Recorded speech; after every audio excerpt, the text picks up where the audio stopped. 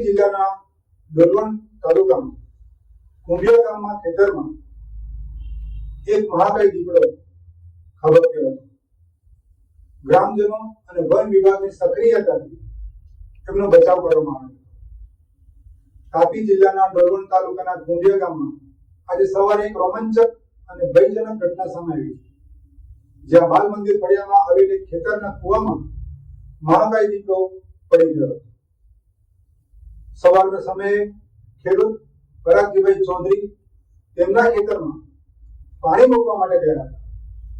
તેમણે જોયું કે મોટર બંધ છે અને ખેતરમાં પાણી આવતું નથી. આ અંગે તપાસ કરવા તેઓ કુવા પાસે ગયા હતા. ત્યારે કુવાની અંદર પાણીમાં તરતો દીપડો જોવા મળ્યો. દીપડાને કુવામાં જોઈ પરાગજીભાઈએ તાત્કાલિક આજુબાજુના લોકોને જાણ કરી. ત્યારબાદ સરપંચને પણ જાણ કરવામાં આવી હતી. ગ્રામજનોએ સમજદારી દાખવીને દીપડો વધુ હિંસક ન બને તે માટે કુવા પાસે ભીડ એકઠી કરી હતી. ઘટનાની જાણ થતાં જ ફોરેસ્ટ વિભાગની ટીમ તાત્કાલિક ઘટના સ્થળે પહોંચી ગઈ.